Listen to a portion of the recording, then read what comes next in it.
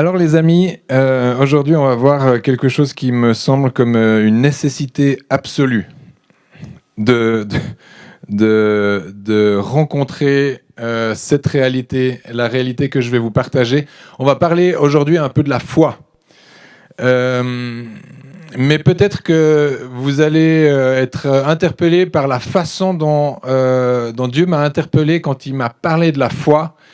Et c'est comme si, alors qu'il me parlait de la foi, vous savez, des fois, il y a des choses qu'on sait depuis toujours, et puis Dieu, il vient, il nous parle à nouveau de cette chose qu'on connaît, qu'on sait, qu'on a abordée, qu'on a lu dans la parole de Dieu, puis c'est comme s'il nous place 1 degré sur la gauche ou 1 degré sur la droite, et alors qu'on continue de creuser ce sujet-là, ben on voit que c'est pas qu'on s'écarte du sujet, mais c'est qu'on va dans une voie qu'on n'avait pas explorée jusqu'à présent. Et on part du même point, c'est-à-dire on part de la parole de Dieu, on est dans la parole de Dieu, on est fidèle à ce qu'il dit, mais il y a comme une dimension nouvelle qui nous est présentée. Et c'est ce que j'ai envie de vous partager aujourd'hui. Et j'ai pas donné vraiment de titre, mais j'ai écrit 2 choses qui pourraient devenir le titre de ce message. Et c'est au service de qui au service de qui la foi est donnée. C'est-à-dire, il paraît que la foi, c'est quelque chose qui nous a été donné. C'est un don, ça ne vient pas de nous. C'est premièrement quelque chose qui est donné. Et puis nous, on est appelé à faire grandir, on est appelé à muscler. Souvent, c'est assimilé à un muscle. Et mais la question qui m'a été posée, c'est pour qui est-ce qu'elle a été donnée ? Alors, bon, logiquement, on pourrait dire, pour nous. Pour moi, mais pour toi. Et puis, c'est vrai que Dieu l'a donné nous l'a donné, a donné à ceux qui croient, à ceux qui ont pour le coup accepté Jésus dans leur vie. Peut-être qu'il y a d'autres gens qui ont la foi et qui ont la foi pas en Jésus, mais en d'autres choses, d'autres personnes ou d'autres trucs. Et puis, l'autre question, c'est... je me suis posé la question si la foi, si le but de la foi, si le but de la foi était finalement pour que j'ai plus de confort. Ou c'est-à-dire que quand je prie, et si vous priez vous avec foi, c'est quoi le sujet de vos prières ? Pourquoi est-ce que tu mets ta foi en action ? Est-ce que j'ai la foi pour une nouvelle voiture ? Est-ce que j'ai la foi pour avoir de l'argent pour payer l'école de mes enfants ? Est-ce que j'ai la foi ? Comment est-ce que tu orientes ta prière ? Comment est-ce que tu mets ta foi en action ? Et comment, mais surtout, pourquoi ? C'est quoi les sujets ? À quoi est-ce que tu assujettis ta foi ? Donc, dans le sens, vous m'avez compris. C'est ok, j'ai de la foi, certains gros comme une graine de moutarde ou de sénévé, certains plus grandes, plus petites, mais il est dit qu'il suffit pas beaucoup de foi pour voir des grands changements de notre vie. Et toutes ces choses-là, je les ai entendues, je les sais, mais la question qui m'a été posée sur ce degré de plus à gauche ou plus à droite, c'est ok, mais en fait, à quoi est-ce que j'investis ? Dans quoi est-ce que j'investis ce trésor extraordinaire qui est capable de faire bouger des montagnes ?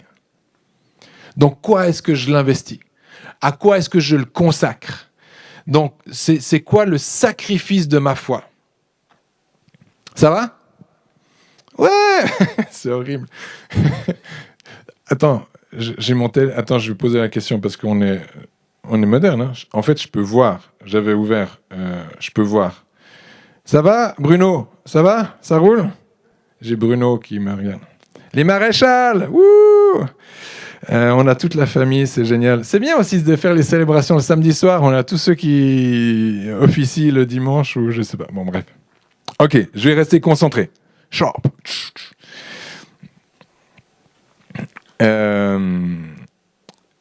Donc, qu'est-ce que dit la parole de Dieu concernant la foi ? Elle dit plein de choses. Elle dit le juste vivra par la foi. C'est juste ? Vous avez entendu ? Je suis juste.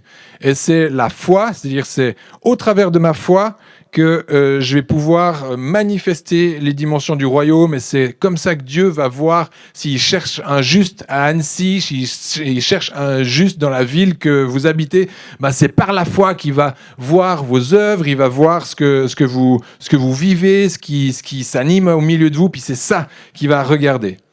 Il y a la dimension aussi de la foi et de la loi. Vous savez, il y a ces deux choses qui ont été comme c'est un peu, j'ai mis foi vs loi. Donc ça, c'est pas le sujet de ma prédication. C'est un fruit de l'esprit, la foi. C'est un fruit de l'esprit qui vient avec quoi? Avec l'amour, avec la joie, avec la paix, la patience, la bonté. Donc ça, c'est ce qu'on apprend, c'est ce qu'on sait de la foi. C'est beaucoup d'autres choses. Mais je vais accélérer le pas, et quand j'ai interrogé la parole de Dieu sur mais qu'est-ce qu'est la foi, j'ai regardé un peu dans les évangiles par exemple, parce que je me suis dit mais où est-ce qu'on voit des démonstrations de foi, ou que la foi manifeste des choses, et puis de regarder dans les évangiles, ça c'est Jésus qui agit, puis après j'ai regardé dans les actes, et ça c'était plus Jésus, mais c'était nous, c'était les disciples de Jésus qui agissaient au travers de la foi. Et donc je regardais les miracles, ou les miracles de Jésus, et je regardais s'il y avait la foi là-dedans, puis en fait il parle jamais de foi. Ah mince. Parce que moi, quand je vois foi, je me dis, mais j'ai la foi pour les miracles, j'ai la foi pour la provision, j'ai la foi en Dieu, mais j'ai la foi pour que les choses se passent, j'ai la foi que je vais avoir à manger, j'ai la foi que Dieu va m'accorder des grâces. Et vous pouvez regarder dans les évangiles, chaque fois que Jésus opère, il n'opère pas depuis la foi. Il est bon. Jésus est Jésus. Jésus, le miracle sort de lui. Mais il n'est pas dit que c'est par la foi qu'il le fait. Il avance, il regarde ce que voit le Père faire, et il fait. Je me suis dit, ok. Oui, alors il a la foi dans le Père. Ou lui, il n'a pas la foi parce qu'il est Dieu. Donc nous, il nous est demandé d'avoir comme la foi en Dieu pour opérer. Mais l'opération, en elle-même, ne demande pas de foi. C'est au préalable, c'est mon positionnement dans la foi qui fait que quand je vais opérer, les miracles vont se passer, mais ce n'est pas la foi, c'est la puissance de Dieu. Ah ouais? Alors je dis, en fait, ce n'est pas par la foi, parce que ce n'est pas moi qui le fais, c'est lui qui le fait. Mais depuis un lieu où, finalement, j'ai la foi. Mais est-ce que vous croyez que Dieu existe? Oui. Les internautes, vous êtes un peu en décalage. Est-ce que vous croyez que Dieu existe? Il y en a deux qui ont fait trois. Allez, emmenez les pouces. Oui, Dieu existe. Donc, alors que je crois que Dieu existe, alors que j'ai donné ma vie à Jésus, c'est-à-dire que je suis rentré dans les eaux du baptême, c'est-à-dire que j'ai fait cette alliance, j'ai dit oui, j'engage avec toi. J'ai comme scellé cette réalité-là. Donc ça veut dire que je lui appartiens. Ça, c'est fait. Donc, c'est même pas que j'ai la foi, c'est fait. Je crois en lui. Et maintenant, j'opère depuis lui. Bon, ça, c'était l'apéro. C'est l'heure de l'apéro? Ouais, ça pourrait. D'ailleurs, les internautes, j'aimerais vraiment prendre le temps rapidement à la fin pour prendre un temps de Sainte Seine ensemble. Alors, vous mettez un peu plus fort et puis vous pouvez déjà aller à la cuisine, voir s'il y a un bout de tuc, de crackers, de granola, de ce que vous trouvez à base de blé, et puis un verre de vin, un jus de ce que vous avez pour pouvoir vivre ça ensemble. Et donc, alors que je parcourais les évangiles, je parcourais les actes, il y a cette dimension que je viens de vous expliquer qui m'est apparue comme une évidence, mais je n'avais pas ma réponse. C'est quoi la foi? Ou à quoi sert la foi? Ou comment est-ce que je la manifeste alors? Si c'est un fruit, comment est-ce qu'on va le voir? Comment est-ce qu'il va être représenté dans ma vie? Alors je creuse. Et puis là, on peut aller tous ensemble dans Hébreux 11. Et dans Hébreux 11, dès le début, tout début, il est dit « Or, la foi est une ferme assurance des choses qu'on espère, une démonstration de celles qu'on ne voit pas. » Alors ça, c'est la description, et vous le connaissez certainement ce passage, mais c'est la description de ce qu'est la foi. Donc je vois pas, j'ai pas Dieu là avec moi. Donc concrètement, je le vois pas, mais je crois. J'ai la foi qu'il est avec moi et que lui est puissant et que lui, au travers de moi, peut manifester les choses. Donc c'est la démonstration de celles qu'on ne voit pas. Donc c'est la démonstration de ces choses qu'on ne voit pas. Et pour l'avoir possédé, les anciens ont obtenu un témoignage favorable. C'est par la foi que nous reconnaissons que l'univers a été formé par la parole de Dieu, en sorte de sorte que ce qu'on ne voit pas ait été fait de choses visibles. Et ça, pour moi, c'est le fondement. Et ceux qui connaissent un peu, qui nous suivent sur Ésaïe 61 ou qui connaissent un petit peu ce qu'on vit, plusieurs fois, j'ai dit, mais arrête de lire la Bible si tu n'es pas d'accord avec un principe de base. Commence par le début, la Genèse. Et puis là, quand on parle de la foi, il nous ramène à la Genèse. Il nous ramène à la fondation de l'univers. Il nous ramène à la création du monde.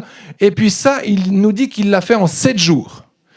Et puis, souvent, je dis, mais arrêtons de nous taper la tête contre les murs sur est-ce que des sujets comme l'homosexualité, est-ce que c'est de Dieu, est-ce que c'est pas de Dieu, est-ce que on peut, enfin, tous les grands sujets d'éthique, de société ou sur lesquels on se tape la tête, je dis, stop! Ok, arrête. Déjà, est-ce que tu es d'accord de croire que Dieu a fait la terre, le ciel et tout ce qui s'y trouve, sa création, en 7 jours, point barre? Ouais, mais alors 7 jours, Dieu, 1000 ans, un jour, 1000 ans, 1000 ans. Non, est-ce que c'est écrit? Est-ce que tu es d'accord de croire ça? Je t'ai pas dit est-ce que tu es d'accord de comprendre? Est-ce que tu es d'accord de croire? Oui, je suis d'accord de croire. Ben, ça, c'est la foi. Il ne nous parle pas de compréhension, il ne nous parle pas d'intelligence, il nous demande « Est-ce que tu crois ?» Oui, je crois. Est-ce que tu te soumets à sa parole? Oui, je me soumets. Et je soumets mon intelligence aussi à sa parole. Amen. Alors, là, on rentre dans une multitude d'explications de qu'est-ce qu'est la foi. Et dans Hébreux 11, là, il nous retourne, il nous fait retourner dans l'Ancienne Alliance et il nous parle d'hommes et de femmes de foi. Alors, on peut commencer par Abel. Alors, c'est par la foi qu'Abel offrit à Dieu un sacrifice plus excellent que celui de Caïn. Ok. Offrir un sacrifice plus excellent. Alors souvent, vous pouvez lire, il y a certainement des milliers de livres de théologie qui ont expliqué si c'était mieux de donner de la viande que des légumes. Et puis, du coup, ça a créé des mouvements comme les végétariens, le véganisme, enfin. Et puis, on en a fait tout un pataquès, on met des logos en stempel, toutes ces choses-là. Et puis là, en fait, il ne s'agit pas de ça. Il ne s'agit ni de viande ni de légumes. Il s'agit de là où depuis où est-ce que tu as fait ton sacrifice? Donc, il ne parle pas du sacrifice lui-même, il parle du lieu depuis lequel tu fais ton sacrifice. Ok, vous notez. Ensuite, il parle d'Enoch. Or, sans la foi, il est impossible de lui être agréable, car il faut que celui qui s'approche de Dieu croit que Dieu existe. Et Enoch, vous savez, lui, ça a été... Lui, ça a été facile pour Enoch. Et lui, il a vécu un truc, mais est-ce qu'il avait la foi qu'il allait être comme pris comme ça? Je ne crois pas. Il a juste eu la foi de faire ce que Dieu lui demandait de faire. Ensuite, la foi de Noé. Noé, c'est la foi que Noé, divinement averti des choses qu'on ne voyait pas encore, est saisi d'une crainte respectueuse, construit une arche. Donc, la foi de Noé, c'est quoi? C'est la crainte de Dieu, c'est l'écoute de Dieu. Ça, c'est sa foi. C'est pas de construire l'arche qui était sa foi. C'est d'avoir la crainte de Dieu et de mettre ses oreilles en marche. Ça, c'était sa foi. Alors je me dis, waouh, mais en fait, moi, quand je prie pour avoir plus d'argent pour ma nouvelle voiture, est-ce que ça, c'est de la foi? Est-ce que Noé était en train de construire une arche pour son propre confort? Il ne savait même pas à quoi cette arche allait être utilisée. Il a juste obéi. Sa foi a été mise, c'est-à-dire ses oreilles ont été ouvertes par la foi, pour le dire comme ça. Et il a entendu quelque chose, et ce qu'il a entendu, il l'a fait. Ok, je continue encore. On va prendre quelques exemples parce que c'est bon. Abraham, il dit que c'est par la foi qu'Abraham, lors de sa vocation, obéit et partit pour un lieu qu'il devait recevoir en héritage. Donc, c'est par la foi que Abraham, il est parti. C'est juste, il est parti. C'est-à-dire, il est parti du lieu où il résidait parce qu'il y avait une promesse pour son héritage. Alors, est-ce que demain, je vais avoir la foi de partir ? Nous, en général, on part quand on a reçu la destination. C'est-à-dire que tu as la foi pour une nouvelle maison, et puis quand tu vois que tu as l'argent ou que ton banquier t'ouvre le crédit, ben tu pars. Non, c'est pas comme ça qu'il a fait, Abraham. Lui, il a eu une image, une vision, il a reçu cette vision-là, et puis sa foi, c'était de partir. C'était juste de ne pas rester. Et après, le tapis s'est déroulé plus ou moins facilement. Parce que je vous rappelle qu'il partait pour recevoir plus qu'une nation, des nations, et nombreuses, avec un peuple nombreux. Et il partait seul avec sa vieille femme. Et ça, c'est un autre acte de foi. C'est qu'il est parti avec ces deux vieillards sont partis en se disant, mais c'est quoi le plan ? Rien n'était évident, rien n'était normal dans cette histoire-là. Et puis ça, vous pouvez le lire après. C'est par la foi, écoutez bien ça, qu'Abraham offrit Isaac en sacrifice. Alors, moi, quand je lis ça, et de nouveau, je me souviens de mes actes de foi, oui, j'ai fait des sacrifices. Mais là, il donnait son fils. C'est-à-dire, il sacrifiait son fils unique, qui était la réponse à la promesse. Donc, en fait, la foi, moi, je me suis posé la question de Isaac, de faire l'étude de la vie d'Isaac. Ce gars, quand même, il a toujours eu l'image de son père qui lui a genre, imagine la scène. T'es là, t'es couché, il y a ton père qui te regarde avec des grands yeux, avec le couteau, puis il te regarde, puis il dit « Je ne sais pas ce qui va se passer ». Et ça, c'est la vie d'Isaac. Enfin, c'est-à-dire, parce que je ne sais pas, certains d'entre vous, peut-être que vous avez vécu des traumatismes d'enfance, puis vous battez toujours avec, parce que vous n'avez pas encore vu Madame Duby avec un entretien où vous avez fait genre « Ah, waouh !»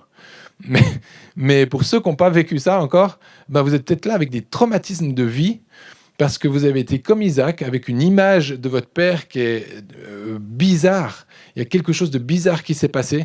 Parce que nous, on lit l'histoire, on a toute l'histoire, on a tout le développement, on a Jésus, on a le plan de rédemption parfait, on a tout, mais eux, ils n'avaient pas toute l'image encore.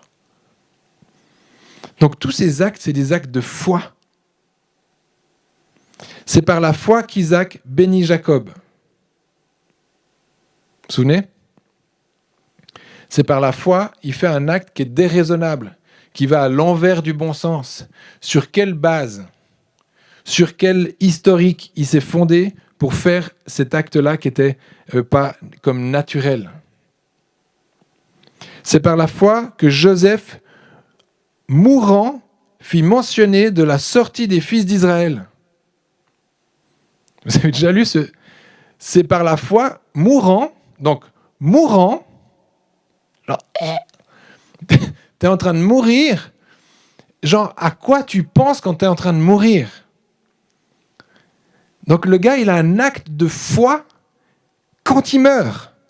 Mourant, il fit mention de la sortie des fils d'Israël, donc, et qu'il donna l'ordre au sujet de ses os. Enfin, je sais pas, on n'est peut-être pas dans le même délire. Mais moi, quand j'active ma foi, je vous assure que c'est pour des trucs super concrets. C'est « Seigneur, oui, merci, merci ». Enfin, alors c'est des trucs importants. C'est nos frères, nos sœurs qui sont malades, et puis on prie pour qu'ils soient guéris, puis gloire à Dieu.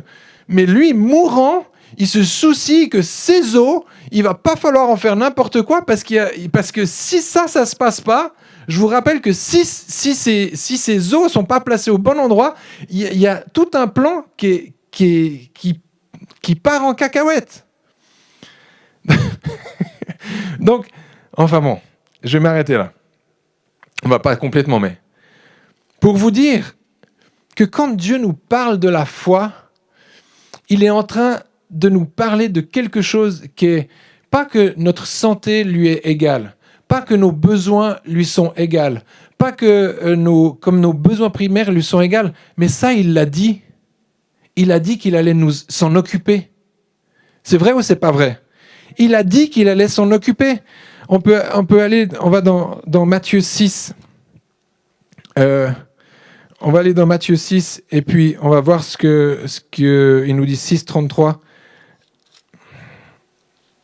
Parce que le problème est surtout là où on est aujourd'hui, où ça pète dans tous les sens, où c'est la panique à bord dans tous les milieux, que ce soit en politique, que ce soit en économie, que ce soit en écologie, que ce soit quel que soit le domaine que vous visez ou que vous rencontrez aujourd'hui, c'est la panique à bord.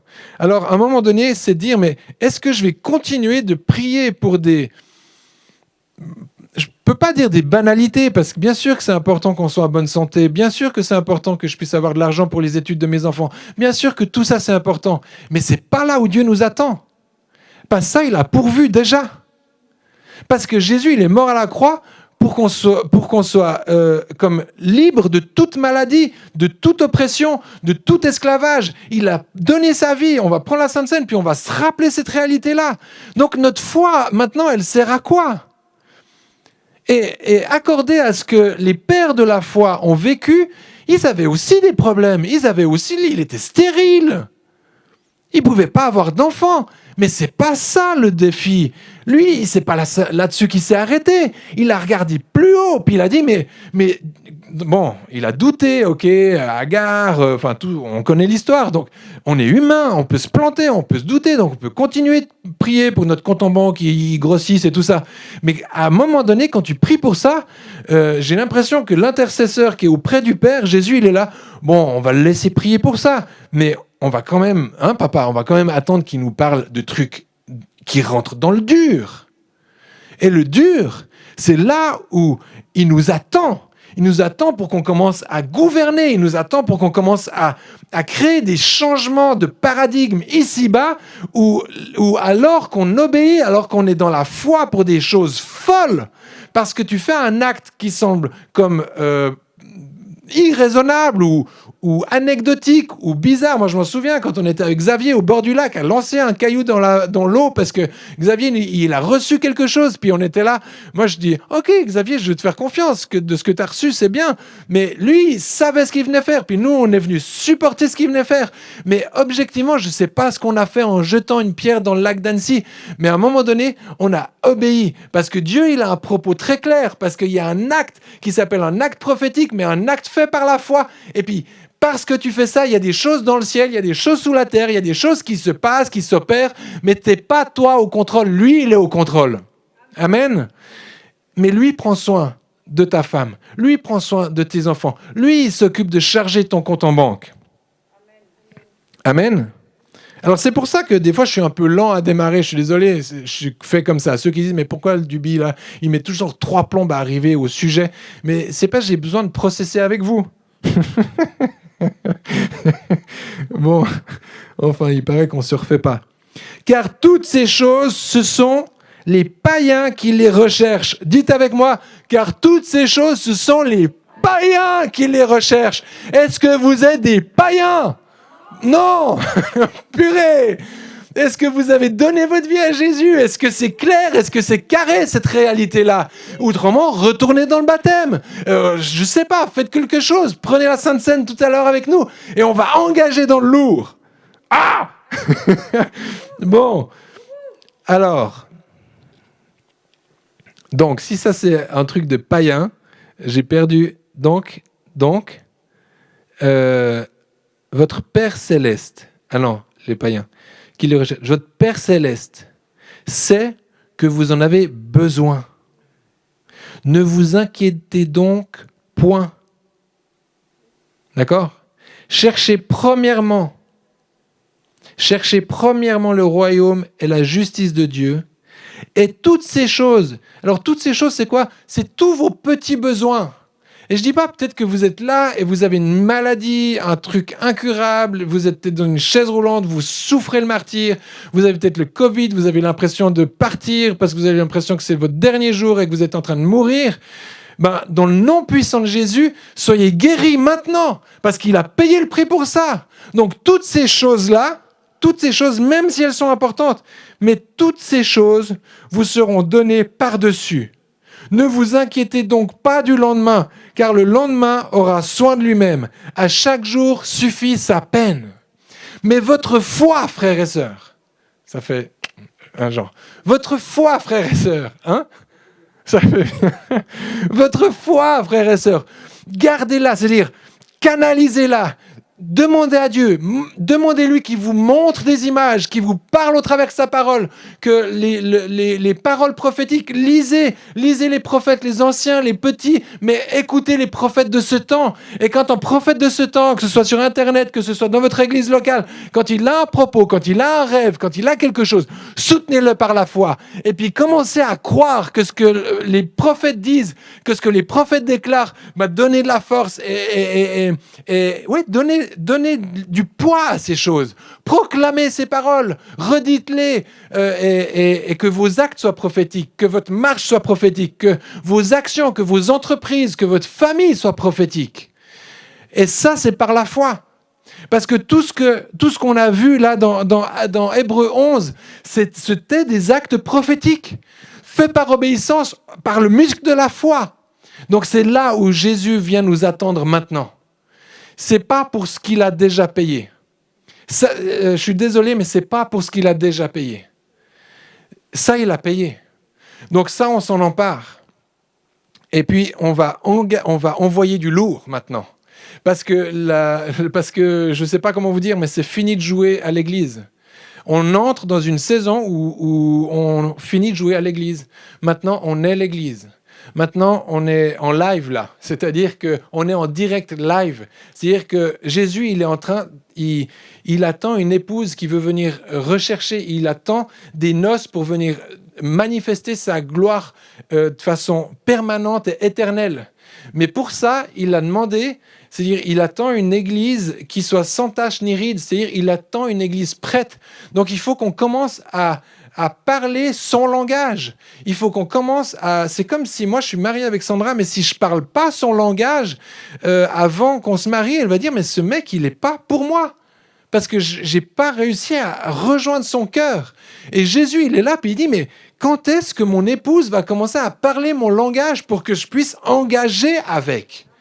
Et ça, c'est ce qu'il attend, Jésus. Donc, il attend une épouse qui parle son langage. Et son langage, c'est la Torah. Et la Torah, c'est la parole de Dieu. La parole de Dieu, c'est ce qu'il a dit. Donc, nous, on va s'accorder à ce qu'il a dit. On va regarder les modèles de nos pères. Et puis, c'est là-dessus qu'on va marcher. Et puis, on va le marcher pas dans l'espérance que les choses arrivent, mais dans l'assurance, dans la ferme assurance que les choses sont là. Et puis qu'on va s'en saisir.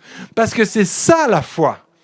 Donc voilà. Est-ce que quelqu'un peut m'amener, s'il vous plaît, les éléments qui ont été préparés ? Et alors que vous êtes dans votre maison, tout à l'heure, on va prendre avec l'équipe technique et puis les personnes qui sont là. Merci. On va prendre aussi cette Sainte Seine. Mais d'abord, j'aimerais qu'on puisse la prendre avec nous, nous ensemble, là les internautes, vous êtes à la maison. Et puis on veut se souvenir, pourquoi est-ce que Jésus est mort à la croix ? Pourquoi est-ce que Jésus s'est donné en sacrifice ? Et cette voie qu'il a ouverte vers le Père, c'est-à-dire cette voie céleste qu'il a ouverte vers le Père, cette proximité qu'il a ouverte vers le Père, c'est pour nous donner un accès à la pleine révélation. La totale révélation. Ça veut dire quoi? Ça veut dire que ce que nos pères dans la foi, Isaac, Abraham, Jacob, tous ceux-là ont fait de façon prophétique par la foi et dans un canal qui était comme imparfait, mais c'est les pères de la foi, c'est pas n'importe qui. Pas que vous êtes n'importe qui. Mais aujourd'hui, on a les pleines révélations parce que Jésus a ouvert cette voie. C'est-à-dire, c'est comme les nuages sont partis, les doutes sont partis et la proximité, c'est rentrer dans le lieu très saint nous a été donné. Pourquoi? Ça nous a été donné au travers de son corps qui a été meurtri, qui a été donné en malédiction sur la croix, de façon à ce que nous, on puisse avoir accès à ces trésors-là. Alors, je vous invite à prendre le pain.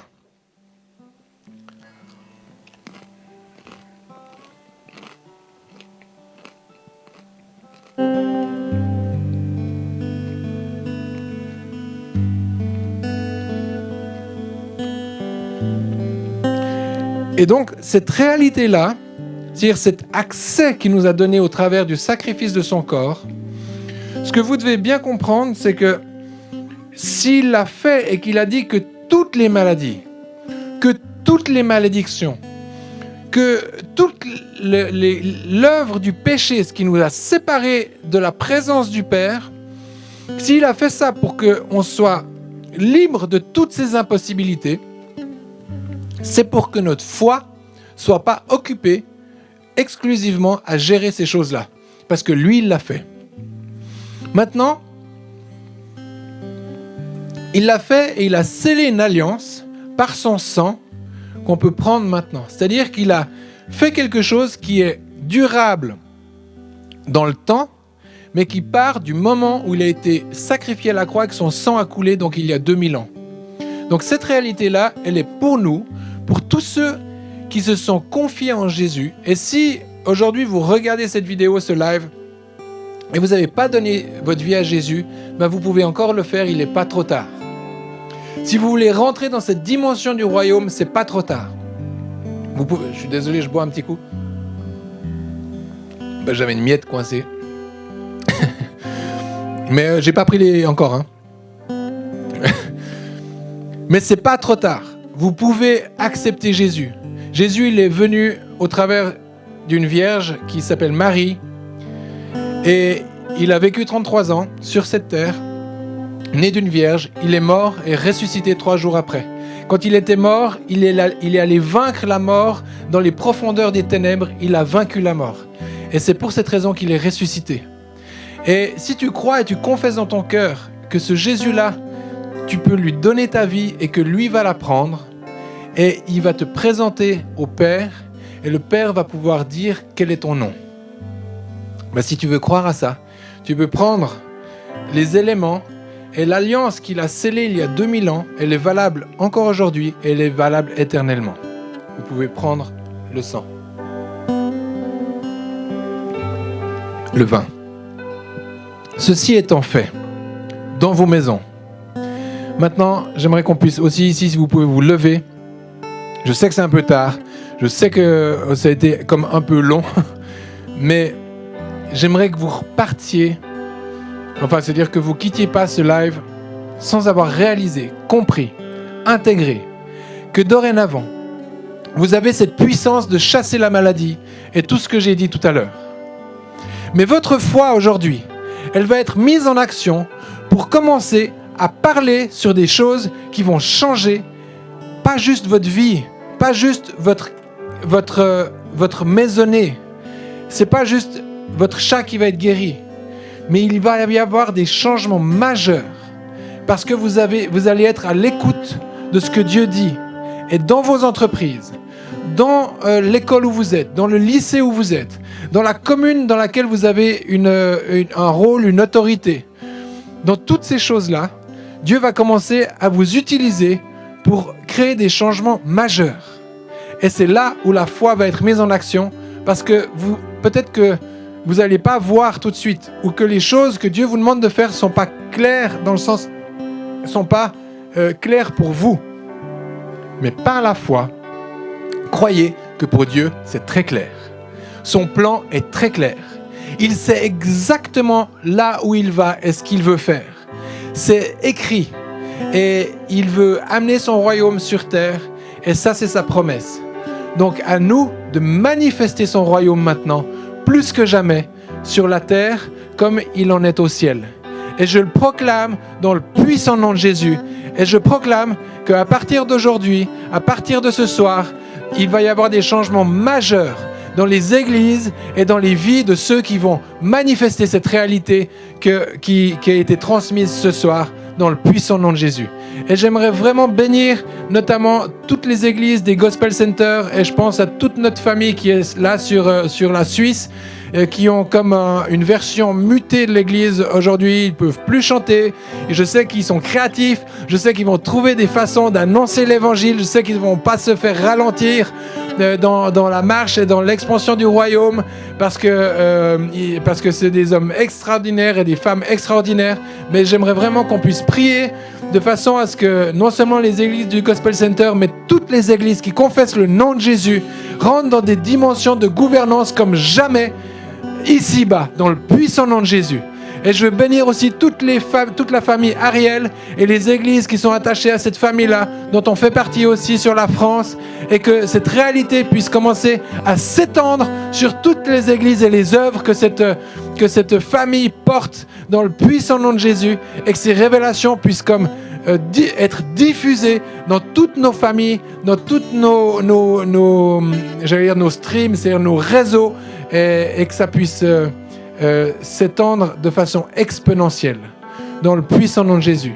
Soyez bénis, fortifiés dans vos familles,